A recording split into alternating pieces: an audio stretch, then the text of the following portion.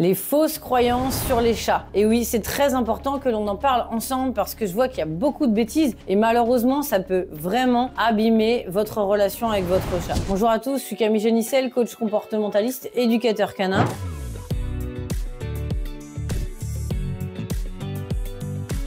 Je suis aussi auteure, conférencière, je fais beaucoup de choses et je forme les futurs éducateurs comportementalistes justement dans cette éthique d'approche d'amour et de confiance avec nos animaux. Alors, évidemment, il y a des fausses croyances sur beaucoup de choses, y compris sur les chats. Quelles sont les fausses croyances sur les chats? Déjà, la première chose, c'est un chat noir, ça porte malheur. Vous êtes d'accord avec moi que c'est absolument n'importe quoi. C'est juste une question de pigmentation. Donc j'ai un sweat noir aujourd'hui, ça pose de problème à personne, j'espère. Vous voyez, c'est très important de mettre certaines choses à la poubelle parce qu'évidemment, nous l'être humain, on se rend pas compte, mais plus c'est gros, plus ça passe et c'est absolument n'importe quoi. L'autre chose, c'est que les chats sont des animaux solitaires, indépendants, qui n'ont pas besoin de nous et qui sont avec nous uniquement dans leur intérêt. Alors, il y a plein de choses à démêler là-dedans, mais vous pouvez déjà oublier tout ça parce que c'est absolument et complètement faux. Ce que je veux dire, c'est que déjà, on est tous avec quelqu'un ou quelque chose par intérêt. Forcément, si on n'a pas d'intérêt,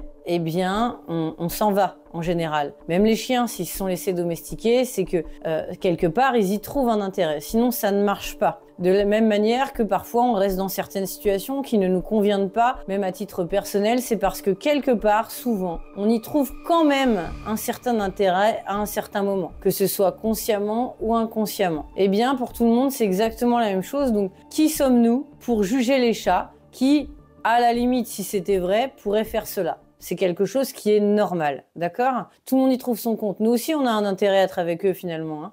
On recherche quoi? L'affection, le non-jugement, la bienveillance auprès d'eux. Donc automatiquement, on y trouve un intérêt. Maintenant, que ce sont des animaux complètement indépendants qui n'ont pas besoin de nous et qui préfèrent le territoire à nous, ça c'est pareil, vous pouvez mettre ça tout de suite à la poubelle. C'est plutôt une bonne nouvelle parce que c'est absolument faux. Les chats ont été domestiqués, à part les chats sauvages, parfois certains ok, mais les chats sont domestiqués, en tout cas pour la plupart. Ils sont habitués à l'homme et à l'humain depuis tout petit, et donc à partir de ce moment-là, ils ont vraiment besoin de nous, y compris de notre amour et de notre affection. Il a été prouvé que des chatons qui n'ont pas notre amour ou notre affection peuvent en mourir. D'ailleurs, les chiots aussi. Donc c'est important quand même, on n'en est pas là pour rien. Ça veut dire qu'ils ont vraiment besoin de nous, notre affection et de notre amour, ils ont besoin de câlins, de caresses. Donc croire que pendant qu'on part en vacances, le chat, il est bien, il s'en fout, c'est absolument faux. Par contre, ce qui est vrai, en tout cas plus par rapport aux chiens, c'est que les chats aiment beaucoup leur territoire, c'est vraiment leur point de repère.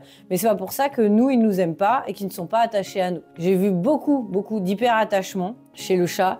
J'ai même vu des chats comme les chiens qui arrêtent de manger si leur humain ou si la famille n'est pas là. D'ailleurs, mettez-moi dans les commentaires si c'est votre cas, si votre chat est très proche de vous et vous allez pouvoir me dire si vous aussi ça vous est arrivé et je suis sûre qu'il y en aura beaucoup parmi vous à qui c'est arrivé.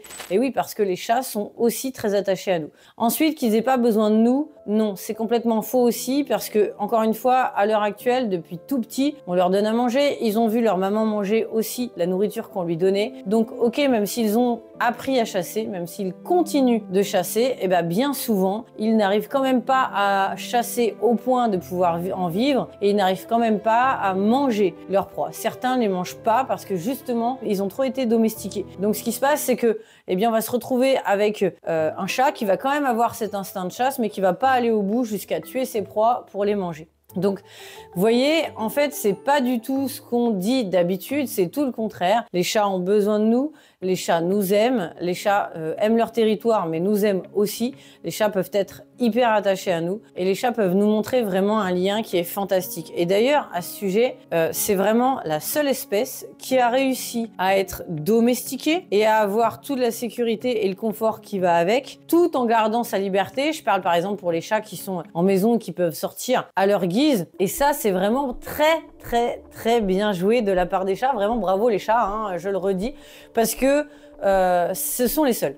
Voilà, qui ont réussi à avoir la sécurité et le confort tout en gardant la liberté, parce que on doit toujours, nous tous, tout le temps, plus ou moins faire ce choix entre la sécurité et le confort et la liberté. Et eux, ils ont réussi à avoir les deux. Et franchement, ça, c'est très classe. Donc, vous voyez à quel point, au contraire, ils sont plutôt intelligents, malins. Ils ont réussi à garder leur indépendance. Et c'est ça qui nous joue des tours, parce que nous, les êtres humains, eh bien, inconsciemment, on se dit, OK, s'il a gardé sa liberté, c'est que finalement, il n'a pas besoin de nous. Alors qu'on peut avoir vraiment besoin des deux. Parce que nous-mêmes, et bien souvent, on doit faire ce choix entre les deux. Et dans beaucoup de cas, en tout cas, on va choisir la sécurité et le confort plus que la liberté. Et ça, c'est quelque chose qui est dommage parce que, en réalité, on est aussi vraiment dans notre confort quand on est libre, pour peu qu'on prenne l'habitude d'être libre et de comprendre les choses.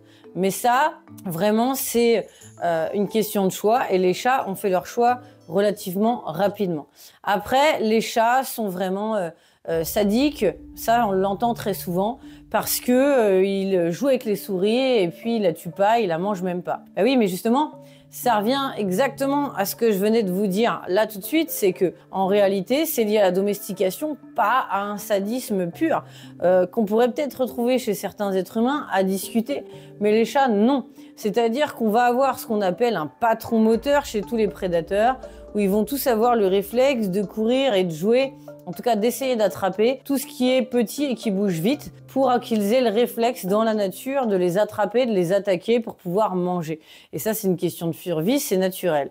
Sauf que les chats, avec la domestication, parce qu'ils sont nourris et pour plein d'autres choses, eh bien du coup, certains ne vont plus jusqu'au bout, c'est-à-dire jusqu'à les tuer et jusqu'à les manger. Mais ça, c'est de la faute à qui? C'est la faute à la domestication. Ça n'est absolument pas en rapport avec quelconque méchanceté de la part des chats qu'on pourrait avoir. J'ai aussi entendu dire « Ah, bah moi, j'aime pas les chats parce que ils tuent les oiseaux, ils tuent les lapins et autres. » Oui, enfin, les chiens aussi, quand même. Rappelons-le. Les humains aussi, rappelons-le, ne serait-ce que involontairement, quand on est en voiture, malheureusement parfois, ne serait-ce que les chiens, eh bien par réflexe, ils vont attaquer des tourterelles ou autres. Alors évidemment, après tout est une question de statistiques, d'espèces et autres. Tout le monde ne s'attaque pas à la même chose, mais quoi qu'il arrive, on peut pas dire que telle ou telle espèce est méchante pour ci ou pour ça, parce que les autres peuvent l'être aussi dans d'autres circonstances et sur d'autres espèces. Donc ça n'a absolument pas de sens en réalité. Donc les chats ne sont pas plus, pas moins, pas pire que les autres, bien au contraire, et je les défendrai parce que je les adore. Je dis pas que c'est bien quand ils tuent d'autres animaux, mais je dis juste que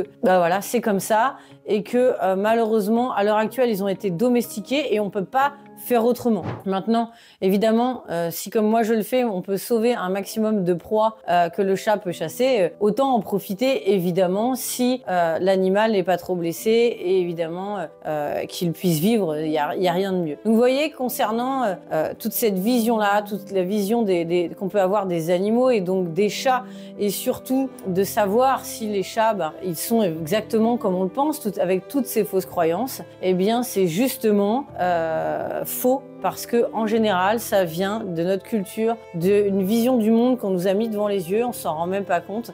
On va avoir des a priori, des préjugés et on se rend compte que c'est absolument faux sur tous les animaux. Donc avant de vous laisser avoir par vos préjugés, par vos émotions, regardez bien vos animaux et vous les verrez différemment et surtout avec amour, puisque tout le monde mérite le respect, l'amour et la confiance. Je compte sur vous pour partager un maximum ces vidéos, si en tout cas elles vous plaisent bien sûr, et si ça vous parle, et si vous souhaitez aider les animaux. En attendant, prenez votre cadeau dans la description. Pensez à vous abonner à la chaîne.